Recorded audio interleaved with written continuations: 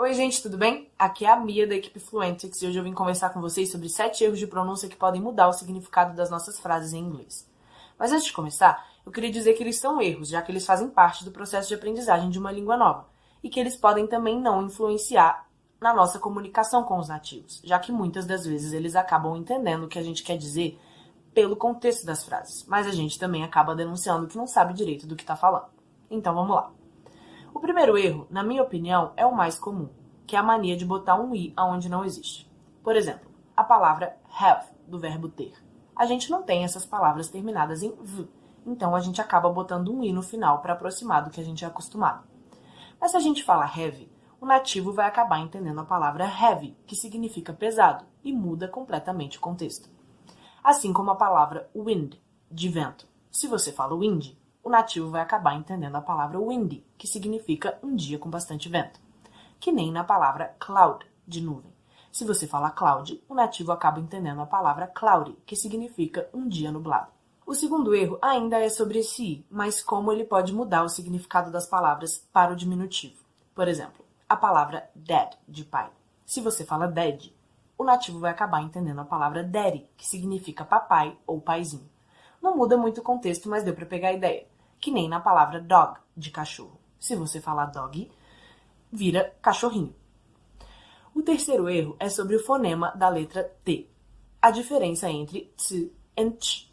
Por exemplo, a palavra cat, de gato. Se você falar cat, o nativo vai acabar entendendo a palavra catch, que seria o verbo pegar, e muda completamente o sentido. O quarto erro também é sobre um fonema, mas sobre o do R. A diferença entre e h. Por exemplo, a palavra rat, de rato, quando falada hat, acaba virando hat, de chapéu, e é completamente diferente. Assim como na palavra rabbit, de coelho. Se você fala rabbit, o nativo vai acabar entendendo a palavra habit, de hábito, que é completamente diferente. O quinto erro é sobre uma palavra específica, que seria a palavra curso. Em inglês, ela é pronunciada course, mas o brasileiro tem o vício de falar curse, que significa maldição, e é completamente diferente.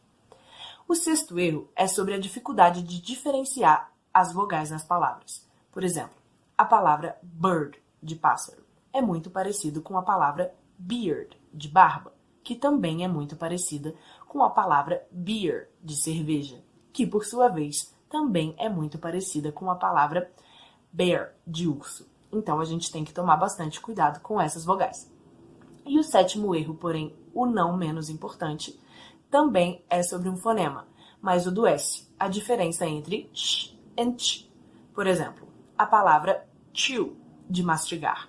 Se você fala shoe, acaba virando shoe, de sapato, que é completamente diferente. Assim como a palavra watch, de relógio.